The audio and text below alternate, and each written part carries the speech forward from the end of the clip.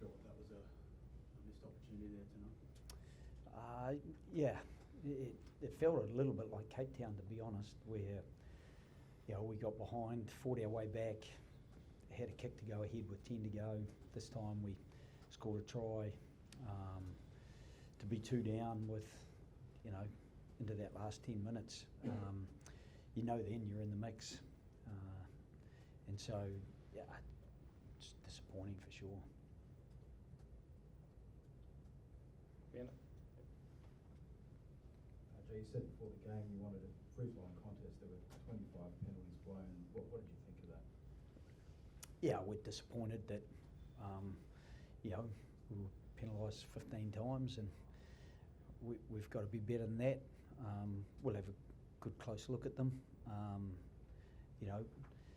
but looking after the fact, the results are results, so we've got to try to be able to adapt to Andrea Piatti, and that's one of the challenges. It's pretty hard to adapt in game when the All Blacks are getting width and coming at you. So they put a lot of pressure on, and sometimes when you overchase something, you give something away in terms of a penalty. So we've got to cop that on the chin and get better. Just on that, Joe, I think the penalty count was 10-3 against you in the second half. Do you feel like you're disciplined, or any grievances with the card in particular? Yeah. Like cards are cards, and he said that the ruck was already formed, so we can't play the ball, and we're under pressure 5 from our line, so that's the risk you run. If we defended better higher up the field, then we don't get that sort of pressure. So that's what I mean. We've got to be better so that we're not at the at the mercy of decisions that we don't control. You also said pre-game that you couldn't afford to give an early lead, and another one occurred today. Have you got your finger on what's going on there? Yeah, again, I think it was discipline. It allowed them to get into the right areas of the field to score early. We bounced back and was 5-3, and then again gave up a penalty just after, and it was very quickly 8-3, and they worked a couple of really good tries to get out to a lead, but we had a couple of access points that we didn't make the most of. Missed a couple of penalty kicks for touch, and we weren't getting a lot of penalties, so they became very precious moments that we missed, and you can't afford to miss those moments. Harry, you seem to engage in quite a few long chats with the referee. Was there one sort of thing that you were most concerned about? No, not really. There's just a few which I just wanted him to check with Timo. When Geordie Barrett, I thought he might have lifted him above horizontal, so I wanted to have a good check of that, and probably a few other occasions wanted Timo to have a look, but Timo checked it and it was clear, so yeah. Joe, can you tell us what the situation is with Tate McDonald? Yeah, Tate appears to have damaged his hamstring, so we'll get something pretty early in the week to determine what degree of damage that is, and update then. But it doesn't look great. Does Nick White unretire again now? Whitey, yeah, he is the gift that keeps on giving, and I guess we had Whitey in the changing room there now, so he's not too far away, and he lives in Perth, so and he's such a good character within the team. So yeah, I haven't had any discussion with him, but at the moment I just feel for Tate. 50th game, last 10 minutes, and just got collapsed in that ruck, unfortunately. Joe, this is still a team with great potential. What are the positives that you take tonight from this loss? Yeah, I think it's a good question because we do become very result focused and we're very disappointed. But at the same time, you know, I felt the way we fought our way back into the game, and at 2017 at half time, I really felt like we were in the game. Getting back to, as I said earlier, 2-point differential with 10 to go, again, we're back in the game. What we need to do is just be able to stay in the moments and be able to stack those to win that.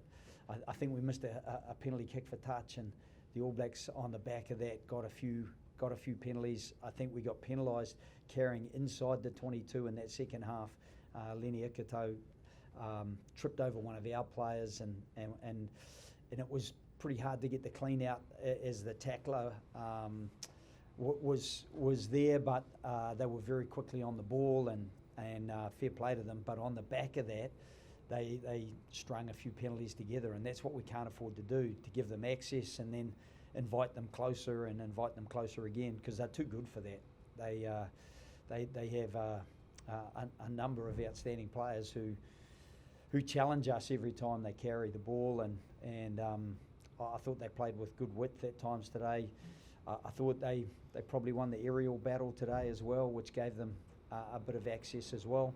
And on the back of that, you know, we get frustrated and distracted by that, because I felt there were some things we did really well, and we were a little bit passive early in the game with our defence, but defended our line really strongly, held them up twice, defended them inside our 22 for the number of 22 entries they had.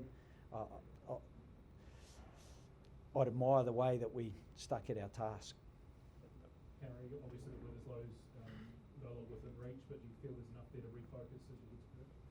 Yeah, definitely. I think the Rugby Championship's still up for grabs there, due to a few of our bonus points earlier in the tournament. So there's a lot for us to play for next week, and we're playing back in front of our home fans, which always excites us, and we feel like we can definitely go out there and get the result. And a few missed opportunities today definitely hurt us, and we're definitely going to try and rectify that next week.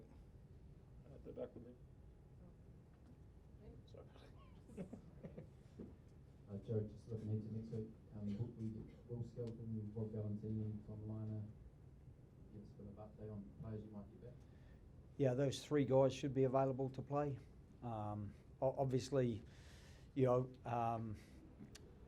we've got a lot of confidence in our squad, and whoever's fit is up for the game, and that's just the way we need to operate. I do, you know, I know what the strength and depth is of the New Zealand teams. You know, they had both finalists in Super Rugby. They had 3 of the 4 semi-finalists. So that strength and depth, that's going to take a little bit of time to build. But I think we're going in the right direction, and progress isn't linear, and it's frustrating for Harry and I that it's not linear, because we feel like we're making progress. But we just sometimes tripped over ourselves tonight, and sometimes tripped over a very good All Black squad. Joe, you mentioned not finding touch a couple of times there, James. Finding touch. Do you think his disrupted week last week was any way a factor in terms of his preparation, his fitness, or his mindset? No, he kicked well at Eden Park yesterday in the, you know, post the captain's run. He felt pretty confident coming into the game. He's slept well, keen to contribute. Those are the preparation factors that lead him to feel that he's ready to play. And so, you know, I think there were elements of his game that he fought really well for. There was some of our skill execution, full stop, wasn't where we'd like it to be, and I don't think that was just James O'Connor, and that's, you know, part of the frustration when you don't get the result and you haven't quite met the standards that you'd like to meet, or made the progression that you'd like to make. Just with Len, he came off in the second half. Was he fit? Like, was that Yeah, again, we had a few guys who just had a virus during the week, and Len, you know, he just got flatter as the game went on, and so it was just it was really just a substitution for that reason. So he'll be fine. It's you know, another week's time, he'll bounce back well. Harry? Sorry, I'll just do one Yep, more. sure. Harry, right back to the start. So when it got to 26, 24, do you guys feel like you were coming home with a wet sail there? Like the Eden Park Kudu might finally fall to them? Yeah, we had plenty of confidence there. We didn't really get too much ball in the second half, and when we did there, we obviously scored straight away, which gave us a lot of confidence, and there was plenty of belief there in the group, but obviously didn't get the job done in the end there, which was disappointing. Last one at the back, please. Joe, I know you don't dwell too much on the refereeing, but is it a bit frustrating in such a big match to have a referee from the emerging nation? I certainly wouldn't say Italy are emerging. They're right up there. We've got to play them later this year, so I'm certainly going to be respectful. And Gonza Caseta is the coach for Italy. He's a good friend of mine. So we're frustrated with ourselves. We've got to be better. You know, and as Harry said, we had 40% of the possession in that game, and we're down 4 tries to 3. That's probably reflective of what we need to do better. We missed probably 3 or 4 times as many tackles as the All Blacks did, and so that's on us. The referee's not going to make the tackles for us. We've got to roll our sleeves up and make sure that we deliver those. We've got to make sure we hang on to possession better. So, yeah, as I say, we have frustrations, and they're across the board. That, you know, some we can influence, and some we've got to make sure that we improve upon for next week. Thanks all. Appreciate your time. Thank you. Thanks. Thank you.